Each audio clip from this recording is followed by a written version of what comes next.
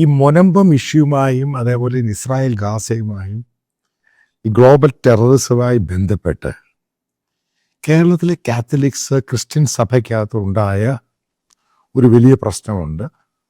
അതായത് ടെറർ അതിനെ സപ്പോർട്ട് ചെയ്യുന്ന കോൺഗ്രസിനെ ഉൾക്കൊള്ളാൻ പറ്റുന്നില്ല ക്രൈസ്തവ കമ്മ്യൂണിറ്റിക്ക്. അവരാണ് ഏറ്റവും കൂടുതൽ ഈ പറയുന്ന കോൺഗ്രസിൻ്റെ UDF വോട്ട് ചെയ്യുന്നത്. അത് വ്യക്തമായി വിസിബിളായി സംഭവങ്ങൾ പുറത്തായി. അപ്പോൾ അതിന് എന്ത് പരിഹാരമാണ്, ഏത് രീതിയിൽ ഈ കാത്തലിക് സഭയും കേരളത്തിലെ ക്രൈസ്തവരെയും കോൺഗ്രസിലോട്ട് തിരിച്ചു കൊണ്ടുവരും? കേരളത്തിലെ മെത്രാൻ സമിതിയാണെങ്കിലും Catholic bishop conference of India ആണെങ്കിലും വളരെ കൃത്യമായിട്ട് അവർ സ്റ്റേറ്റ്മെൻറ്റ് കൊടുത്തിട്ടുണ്ട് മൊനമ്പം ഇഷ്യൂവുമായി ബന്ധപ്പെട്ട്. ഇപ്പോഴത്തെ ഭയം ഇതൊന്നുമല്ല കോൺഗ്രസിനുണ്ടായേക്കുന്നത്. കാരണം പഞ്ചായത്ത് ഇലക്ഷൻ വരികയാണ്, 2026 നിയമസഭാ ഇലക്ഷൻ വരും. ഇവർ ഏകദേശം പൂർണ്ണമായിട്ടും ജയിക്കുമെന്ന് ഉറപ്പായിരുന്നു. ഇത് വന്നു കഴിഞ്ഞപ്പോൾ ഇവർക്ക് ഭയമായി. ജയിക്കുക മാത്രമല്ല, BJP ജയിക്കുന്ന കാര്യം പോയി, അവിടെ BJP ശക്തമായിട്ട് കേരളത്തിലെ ക്രൈസ്തവർ BJPക്ക് വോട്ട് ചെയ്യും. അതായത് ജോൺ വിട്ടാസ് വല്ല തൃശ്ശൂരുകാർക്ക് തെറ്റുപറ്റി, ആ തെറ്റ് കേരളം മുഴുവനും ആവർത്തിക്കുമെന്നുള്ള ഭയം അത് കേരളത്തിന് ആഞ്ഞടിച്ചിരിക്കുകയാണ്. ഇപ്പോഴാണ് ഈ കോൺഗ്രസ്സുകാർ കേരളത്തിലെ കാത്തലിക്സിൻ്റെ പല ഇടവകളിലും, അതായത് ഇപ്പം അതിൻ്റെ ഒരു തെളിവാണ് നിങ്ങൾക്ക് ഈ സംഭവം ഈ സ്ക്രീൻഷോട്ടിൽ കാണാൻ സാധിക്കും. കടുത്തുരുത്തിയിലൊരു പള്ളിയിൽ, വലിയ പള്ളിയാണ്, ചന്ദ്രൻകുന്നിൽ എന്ന് പറഞ്ഞാൽ വളരെ സീനിയർ ആയിട്ടുള്ള ഇൻ്റലക്ച്വൽ ആയിട്ടുള്ള കാത്തലിക് സഭയിലൊരു സീനിയർ അച്ഛൻ, അത് കോട്ടയം രൂപതയാണ്. വേറൊരു അച്ഛൻ അത് പാലാ രൂപത. ഇവരെല്ലാം കൂടെ ചേർന്ന് പുതിയൊരു പരിപാടി പബ്ലിക്കിൽ കോൺഗ്രസ് നേതാക്കൾ, അതായത് സന്ദീപ് വാര്യർ പഴയ BJPയുടെ നേതാവിനെ കൊണ്ട് ഉദ്ഘാടനം ചെയ്യുന്നു. അതായത് ജബൽപൂർ മണിപ്പൂർ ഇഷ്യൂമായി ബന്ധപ്പെട്ട് പ്രതിഷേധ യോഗം. മനസ്സിലായി എവിടുന്ന് എങ്ങോട്ട് ഈ സംഭവം പോയെന്ന്? ടോമി കല്ലാനി, അവിടുത്തെ പഴയ DCC പ്രസിഡന്റ്, കോൺഗ്രസിൻ്റെ നേതാക്കൾ, കാത്തലിക് കോൺഗ്രസിൻ്റെ നേതാക്കൾ, ഇവരെല്ലാം കൂടാണ് ഈ സംഭവം സംഘടിപ്പിച്ചേക്കുന്നത്. അതായത് ഒരു കാത്തലിക് അച്ഛൻ്റെ ഫേസ്, 2 അച്ഛന്മാരുടെ ഫേസ് കാണിച്ചുകൊണ്ട് ഇത് കാത്തലിക് സഭയുടെ ഇഷ്യൂ ആയിട്ട് മാറ്റാനുള്ള, കാരണം ഇവരുടെ കയ്യിൽ നിന്ന് പോയേക്ക്. നേരത്തെ ഇതേപോലെ ആയിരുന്നു വരാപ്പുഴ രൂപതയിൽ. അവിടെയുള്ള പല അച്ഛന്മാരും കോൺഗ്രസ്സുകാരന് തള്ളി പറയാൻ പറ്റുന്നില്ല. ഇതുമായിട്ട് ബന്ധപ്പെട്ട് എല്ലാവരും കണ്ടതാണ്. വഖഫുമായി ബന്ധപ്പെട്ട് കോൺഗ്രസിൻ്റെ ലീഡേഴ്സ്, കോൺഗ്രസിൻ്റെ മെമ്പേഴ്സ് ഓഫ് പാർലമെൻറ്റ് ഈ മൊനമ്പുവാണെങ്കിലും വഖഫിന് എതിർത്ത്, അതായത് വഖഫിന് അനുകൂലമല്ലാതെ എതിർത്ത് പാർലമെൻറ്റിൽ സംസാരിച്ചതും കേരളത്തിൽ പറഞ്ഞ നേരെ വിപരീതമായി പ്രവർത്തിച്ചത്. കാരണം ഇവർക്ക് മനസ്സിലായ ഡിജിറ്റൽ റവല്യൂഷൻ്റെ അകത്ത് ഇവർ പറയുന്ന കള്ളത്തരങ്ങളെല്ലാം ഓരോ നിമിഷങ്ങൾ കഴിയുമ്പോൾ പൊളിയുകയാണ്. ക്രൈസ്തവർ കൂടുതൽ BJPയിലോട്ട് അടുക്കുന്നു. ആ പിച്ച് മാറി. കഴിഞ്ഞിടയ്ക്ക് മണിമലയിൽ ഇതേപോലെ തന്നെ ഒരു കാത്തലിക് പള്ളിയിൽ ഇതേപോലെ സംഭവം ഉണ്ടായ, പള്ളിയിലെ തിരുനാളുമായി ബന്ധപ്പെട്ട് അവിടെ കോൺഗ്രസിൻ്റെ നേതാക്കളെ വിളിച്ചു വരുത്തി അവരെ കൊണ്ട് കാര്യങ്ങളൊക്കെ, കാരണം അവിടെ കോൺഗ്രസ് കാരണം കോൺഗ്രസിൻ്റെ ആണ് ഈ കോട്ട, അവിടെ BJP എൻട്രി ചെയ്യുകയാണ്.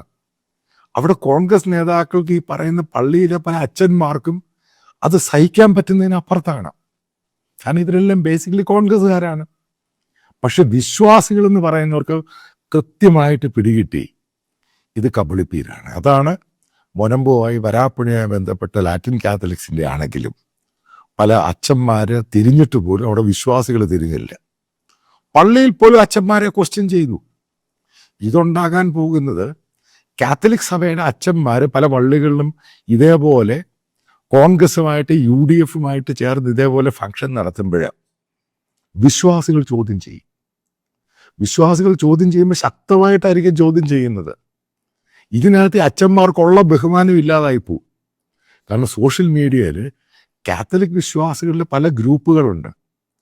അതിനകത്തൊക്കെ ഇതേപോലെ ചെയ്യുന്ന അച്ഛന്മാരെ റോസ്റ്റ് ചെയ്യുവാണ്.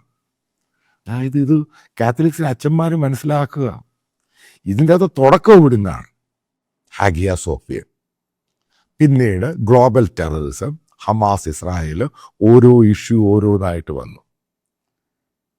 എന്നിട്ട് അവസാനം അമേരിക്കൻ പ്രസിഡന്റ് ഇലക്ഷനായി. ഇതെല്ലാം കഴിച്ചപ്പോൾ ഇതങ്ങ് ശക്തമായി. കേരളത്തിൽ മുസ്ലിം പ്രീണനം നടത്തുന്ന UDF, അപ്പുറത്ത് പ്രീണനം നടത്തുന്ന LDF, അതേപോലെ ടെററിസ്റ്റുകളെ പിന്തുണയ്ക്കുന്ന കാത്തലിക് സഭയിലെ ചില അച്ഛന്മാർ ചില ആൾക്കാരുടെ പേരെടുത്ത് പറഞ്ഞു. ചില മെത്രാന്മാരുടെ, അതായത് പഴയ തലശ്ശേരി മെത്രാൻ്റെ പേരെടുത്ത് പറഞ്ഞു. അദ്ദേഹത്തിൻ്റെ അനിയൻ്റെ മകൾ ആരെയാണ് കല്യാണം കഴിച്ചതെന്ന് വരെ പറഞ്ഞു. ഇവരുടെയൊക്കെ ഒരു ഇലിസിറ്റ് ബന്ധമുണ്ട്. ഇതൊക്കെ ഓരോന്നായിട്ട് പുറത്തു വരും. അത് ഞാൻ ഈ പ്ലാൻവാനിയുടെ കാര്യം തന്നെയാണ് പറയുന്നത്. ഇത് പുറത്തു വരും ഉറപ്പായിട്ടും. നിങ്ങൾക്ക് പള്ളി കയറാൻ പറ്റാത്ത സ്ഥിതിയാകും നിങ്ങൾ ഇതേപോലെയുള്ള വൃത്തികേട് കാണിച്ചാൽ. ഇത് താക്കീത് തന്നെയാണ്. കാരണം നിങ്ങൾ ഇത്രയും നാളും അവരെ പ്രീണിപ്പിച്ച് സുഖിപ്പിച്ച് നിങ്ങളുടെ പല ആവശ്യങ്ങളും നടത്താൻ വേണ്ടി ഈ കോൺഗ്രസ്സുകാർ ഏറ്റവും കൂടുതൽ കാത്തലിക് വിശ്വാസികളും ക്രൈസ്തവരെയും തള്ളിപ്പറഞ്ഞു. എന്നിട്ട് വീണ്ടും അവരുടെ കൂടെ ചേർന്ന് ഇലക്ഷൻ വരാൻ പോവാണ്. ഈ രീതി നിങ്ങൾ അവരെ പ്രതിരോധിച്ച് അവരെ സഹായിക്കാൻ പോവുകയാണെങ്കിൽ ഉറപ്പായിട്ടും അച്ഛന്മാരെ കത്തനാരുമാരെ നിങ്ങൾക്ക് തിരിച്ചടി കിട്ടും. ശരിക്കും തിരിച്ചടി കിട്ടും. നിങ്ങളുടെ കോൺഗ്രസ് ബന്ധമൊക്കെ അറിയാം. ഇവിടുത്തെ നിലനിൽപ്പിൻ്റെ ഒരു പ്രശ്നമുണ്ട്. കാരണം ഈ കോൺഗ്രസ് എന്ന് പറഞ്ഞ പാർട്ടിക്ക് അവർക്ക് ഏറ്റവും കൂടുതൽ താല്പര്യമുള്ളത് പ്രീണനമാണ്. അതായത് പാലസ്തീനെ ഹമാസിൻ്റെ കൂടെ നടക്കുകയാണ് പ്രിയങ്ക ഗാന്ധി. അവർ പരസ്യമായിട്ടാണ് പ്രഖ്യാപിച്ച പാർലമെന്റിൽ ആ ബാഗും കൊണ്ടുവന്ന്. എന്നിട്ട് ഇസ്രായേലിനെ അതിഭയങ്കരമായിട്ട് അറ്റാക്ക് ചെയ്യുന്നു. എന്നിട്ട് ഇപ്പോൾ അച്ഛന്മാർ കാരണം ഇത് കണ്ട് ഭയന്നിട്ട് തിരിച്ചു കോൺഗ്രസിൻ്റെ കൂടെ പോകാൻ ശ്രമിക്കുമ്പോൾ നിങ്ങൾ ഉദ്ദേശിക്കരുത് നിങ്ങളുടെ വിശ്വാസികൾ വെറും മണ്ടന്മാരും പൊട്ടന്മാരുമാണെന്ന്. കാരണം കേരളത്തിലെ ഹൈലി എഡ്യൂക്കേറ്റഡ് ആണ് കേരളത്തിലെ ക്രിസ്ത്യൻസ്. അതൊക്കെ പണ്ടായിരുന്നു ഈ പറയുന്ന പരിപാടികളൊക്കെ. ഈ ഡിജിറ്റൽ റെവല്യൂഷൻ സമയത്ത് നിങ്ങൾ ഇതേപോലെ വിഡ്ഢിത്തരവും മണ്ടത്തരവും കാണിക്കുവാണെങ്കിൽ മെത്രാന്മാരെ പോലും ധിക്കരിക്കും. ഈ നമ്മൾ കണ്ട ഒരു സംഭവമുണ്ട്, ഈ അങ്കമാലി എറണാകുളം രൂപത ഇഷ്യൂ. അതായത് ഇഷ്യൂ ആ തെക്ക് വടക്ക് കിഴക്ക് സംഭവമായിട്ട് ബന്ധപ്പെട്ട് വിശ്വാസികൾ എത്രമാത്രമാണ് അച്ഛന്മാരെ ഓടിയും അടിയും ഒക്കെ ഉണ്ടായത്. ഇത് കേരളത്തിൽ മുഴുവൻ ഉണ്ടാവും. കാരണം നിങ്ങൾ വിശ്വാസികൾക്കെതിരെ തുഴയാൻ ശ്രമിക്കരുത്. അതാണ് ഇതിൻ്റെ പ്രധാനപ്പെട്ട കാരണം. അതായത് ഗ്ലോബലായിട്ട് വേൾഡിലെ ക്രിസ്ത്യൻസ് മുഴുവനും ഫേസ് ചെയ്യുന്നത് ഇസ്ലാമിക് ടെററാണ്. അതിനെ നിങ്ങൾ വൈറ്റ് വാഷ് പൂശാൻ ശ്രമിക്കുമ്പോൾ അതിനെതിരെ ആൾക്കാർ പ്രതികരിക്കും. ഈ പള്ളികളും സംഭവങ്ങളൊക്കെ ആളുകൾ ഉണ്ടാക്കിയതാണ്, നിങ്ങൾ ഉണ്ടാക്കിയതല്ല, നിങ്ങളുടെ വീട്ടിൽ കൊണ്ടുവന്നൊന്നുമല്ല. അങ്ങനെയാണ് കേരളത്തിൽ ഇത് സൃഷ്ടിച്ചിരിക്കുന്നത്. അതിന് മേൽനോട്ടം വഹിച്ചു, സൂപ്പർവൈസ് ചെയ്തു. അതിൻ്റെ പേരിൽ നിങ്ങളെ ബഹുമാനിക്കുന്നുണ്ട്. അച്ഛനാണെങ്കിലും പിതാവാണെങ്കിലും അത് രൂപതയാണെങ്കിലും അതിരൂപതയാണെങ്കിലും. പക്ഷെ നിങ്ങൾ അവരുടെ താല്പര്യങ്ങൾക്കും അവരുടെ നിലനിൽപ്പിനും അനുസരിച്ച് നിങ്ങൾ നീങ്ങുമ്പോൾ ഉറപ്പായിട്ടും നിങ്ങൾക്ക് അടി കിട്ടും. നിങ്ങൾ പള്ളികൾ തെരുവിൽ നിങ്ങളെ നേരിടരുത്. ഇത് നിങ്ങൾ ഉദ്ദേശിക്കുന്നതിന് അപ്പുറത്തോട്ടാണ് ഗെയിം മാറിയേക്കത്തത്. കാരണം ഓരോ സന്ദർഭത്തിൽ ഇത് അനുസരിച്ച് പോകുമ്പോൾ കേരളത്തിലെ ക്രൈസ്തവരെ ഒന്നടങ്കം തള്ളിപ്പറഞ്ഞ കോൺഗ്രസിൻ്റെ കൂടെ നിൽക്കാൻ കാത്തലിക് സഭയുടെ വിശ്വാസികൾക്ക് എങ്ങനെ കഴിയും? ചോദ്യത്തിന് പ്രോപ്പറായിട്ട് ഉത്തരം എന്താ? ഉറപ്പായിട്ടും നിങ്ങളിത് തെരുവിൽ നേരിടും. നിങ്ങൾക്ക് ഈ പറയുന്ന ലോഹ ചിലപ്പോൾ മടക്കി കുത്താൻ പോലും സമയം കിട്ടില്ല, അതേപോലെ ഓട്ടം ഓടേണ്ടി വരും. കാരണം നിങ്ങൾ ഒരു വല്ലാത്ത ഒരു ക്രൈസിസിന് മുമ്പിലാണ്. കേരളത്തിൽ വലിയൊരു പൊളിറ്റിക്കൽ പോളറൈസേഷൻ നടക്കുകയാണ്.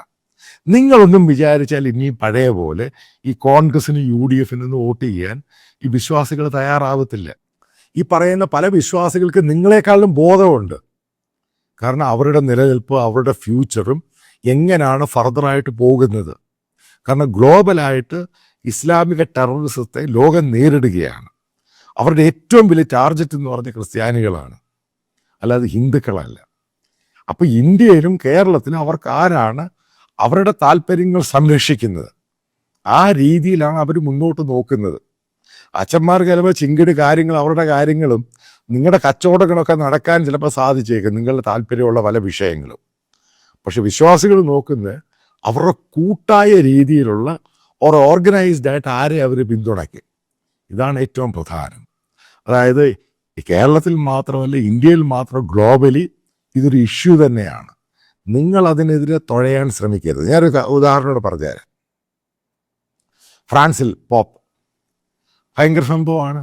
ജർമ്മനിയിൽ അർജന്റീനക്കാരനാണ് ഇപ്പോഴത്തെ പോപ്പ്. എന്തുകൊണ്ട് ഈ രാജ്യങ്ങളൊക്കെ പോപ്പിനെ തള്ളി പറഞ്ഞത്? അതായത് ഇപ്പോഴിരിക്കുന്ന ഫ്രാൻസിസ് പോപ്പ് ഇവരുടെ താല്പര്യങ്ങൾക്കെതിരെ പറഞ്ഞു. ആദ്യം പോപ്പ് പറഞ്ഞ കേട്ടു, പിന്നീട് അവർക്ക് മനസ്സിലായി ഇപ്പോഴത്തെ മാർപ്പാപ്പ പറയുന്നത് ആ രാജ്യത്തിനും ആ എത്നിസിറ്റിക്കും അവരുടെ കൾച്ചറിനും അവരുടെ ക്രിസ്ത്യാനിറ്റിക്കും എതിരാണ്. അതുകൊണ്ട് ഇയാൾ പോപ്പിനെ തള്ളി പറയുന്നു. ഇതാണ് ബെൽജിയത്തിൽ സംഭവിച്ചത്.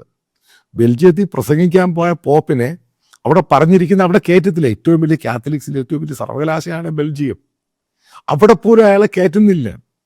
ഇത് യൂറോപ്യൻ രാജ്യങ്ങളിലെ ചരിത്രം മറക്കരുത്. അതേപോലെ കേരളത്തിലുണ്ടാകും. അത് ആ രീതിയിലോട്ട് പോകാൻ നിങ്ങൾക്ക് താല്പര്യമില്ല എന്ന് നിങ്ങൾ തന്നെ പ്രഖ്യാപിക്കേണ്ടി വരും. കാരണം നിങ്ങളുടെ കയ്യിൽ നിൽക്കുന്ന ഗെയിമല്ല. കേരളത്തിലെ ക്രൈസ്തവർ ഒന്നടങ്കം ഒറ്റക്കെട്ടായിട്ട് ഇസ്ലാമിക തീവ്രവാദത്തിനെതിരാണ്. ആരൊക്കെ അവരെ പ്രീണിപ്പിക്കാൻ ശ്രമിക്കും, അവരും ഇവരുടെ എതിരാളിയായിട്ട് മാറുന്നു. അപ്പം ആ കാഴ്ചപ്പാട് കണ്ടിട്ട് നിങ്ങൾ മറ്റൊരു രീതിയിൽ ഇവരെ വീണ്ടും തിരികെ കൊണ്ടുവരാൻ നിങ്ങൾ ശ്രമിക്കുമ്പോൾ ചന്ദ്രകുന്നേലാണെങ്കിലും സൂര്യകുന്നേലാണെങ്കിലും നിനക്കൊന്നും നിൽക്കാൻ പറ്റാത്ത രീതിയിലാണ് കാര്യങ്ങളുടെ പോക്ക്. നിങ്ങൾക്കറിയാം, കഴിഞ്ഞ 2 ആഴ്ച കൊണ്ട് ഞാൻ നിങ്ങളോടൊരു കോൺട്രിബ്യൂഷൻ വേണമെന്ന് അഭ്യർത്ഥിക്കുകയാണ്. എൻ്റെ വീഡിയോ റൺ ചെയ്തു ഈ വീഡിയോയുടെ അവസാനം.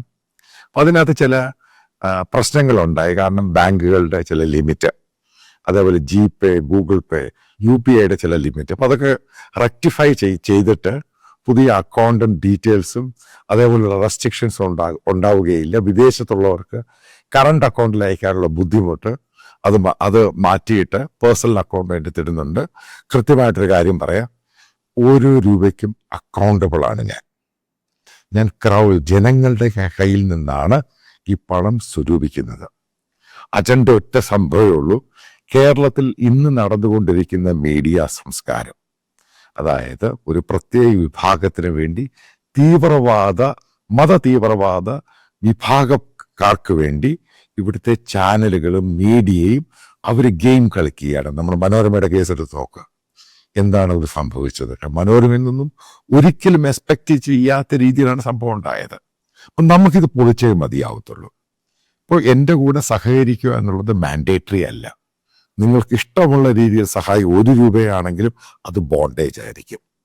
ഇതുമായിട്ട് ബന്ധപ്പെട്ട് ഞാൻ വരാൻ പോകുന്ന സമയത്ത് ഇതൊരു 24 hours ന്യൂസ് ചാനലായിരിക്കും.